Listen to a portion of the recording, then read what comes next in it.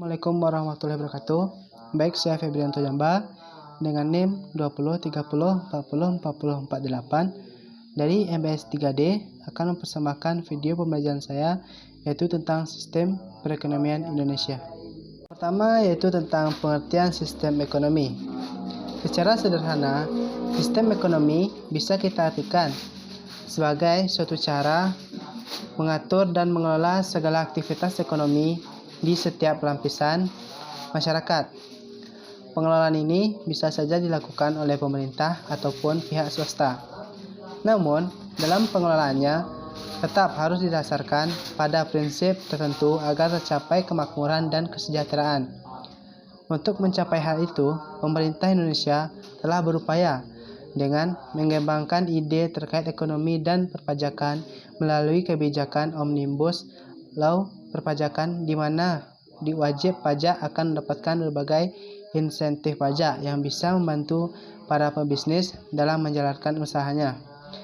Yang kedua itu fungsi sistem ekonomi sendiri. Sistem ini bisa berjalan dengan baik asal perangkat-perangkat ekonominya ada. Konsumen, produsen, pemerintah, dan lembaga keuangan adalah beberapa contoh dari perangkat ekonomi. Pada dasarnya, memiliki beberapa fungsi utama yaitu yang pertama, mengkoordinasi kegiatan individu dalam suatu perekonomian. Yang kedua, menyediakan dorongan untuk menghasilkan barang atau jasa.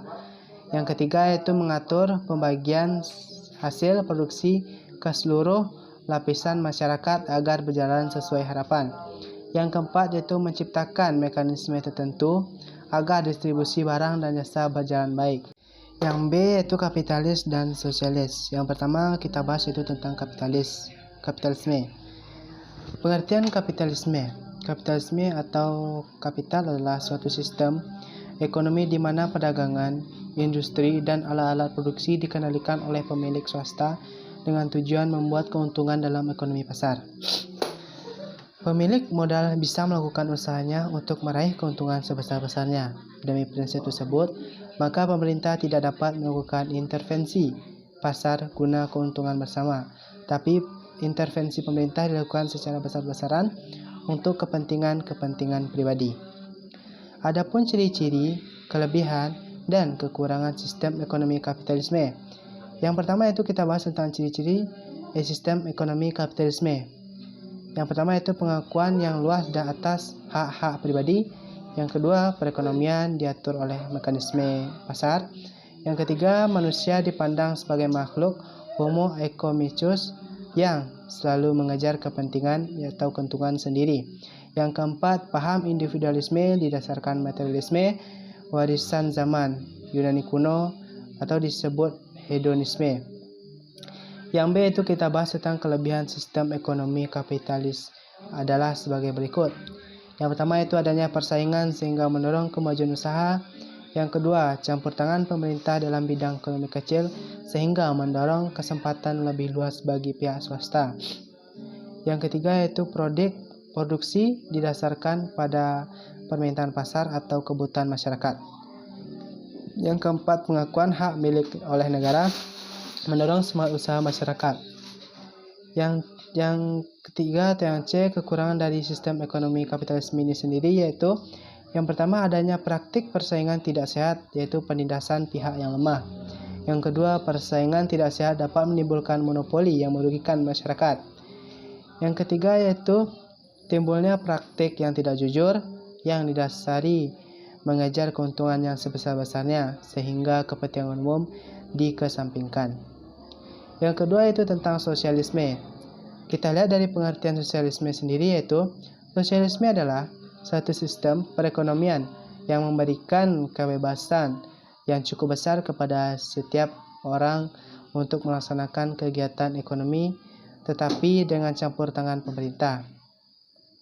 Pemerintah masuk ke dalam perekonomian untuk mengatur tata kehidupan perekonomian negara serta jenis-jenis perekonomian yang menguasai hajat hidup orang banyak dikuasai oleh negara seperti air, listrik, telekomunikasi, gas, dan lain sebagainya.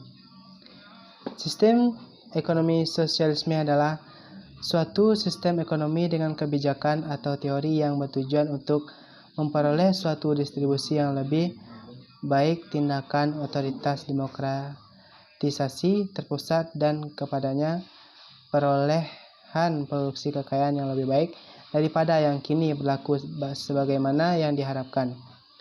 Kita lihat dari prinsip-prinsip dan ciri-ciri sistem ekonomi sosialis. Yang A, yaitu prinsip dasar ekonomi sosialisme adalah sebagai berikut. Yang pertama, pemilik harta oleh negara. Yang kedua, kesamaan ekonomi. Yang ketiga, disiplin politik. Yang B, itu ciri-ciri ekonomi sosialisme.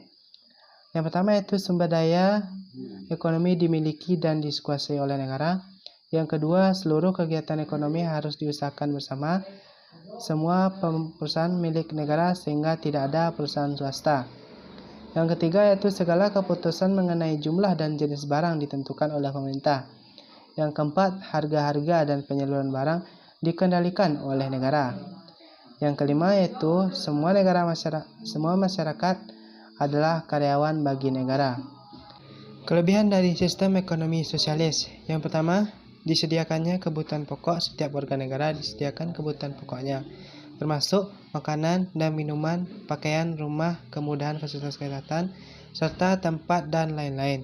2. Didasarkan perencanaan negara. Semua pekerjaan dilaksanakan berdasarkan perencanaan negara yang sempurna, di antara produksi dengan penggunaannya. Yang ketiga, produksi dikelola oleh negara. Semua bentuk produksi dimiliki dan dikelola oleh negara, sedangkan keuntungan yang diperoleh akan digunakan untuk kepentingan negara. Kekurangan dari sistem ekonomi sosialis yaitu yang pertama, sulit melakukan transaksi, tawar-menawar sangat sukar dilakukan oleh individu yang terpaksa mengorbankan kebebasan pribadinya dan hak terhadap harta milik pribadi hanya untuk mendapatkan makanan sebanyak 2 kali. Yang kedua, yaitu membatasi kebebasan sistem tersebut, menolak sepenuhnya sifat mementingkan diri sendiri, kewibawaan individu yang menghambatnya dalam memperoleh kebebasan berpikir serta bertindak. Ini menunjukkan secara tidak langsung sistem ini terlihat kepada sistem ekonomi diktator. Buruh dijadikan budak masyarakat yang memaksanya bekerja seperti mesin. Yang ketiga atau yang terakhir, yaitu mengabaikan pendidikan moral.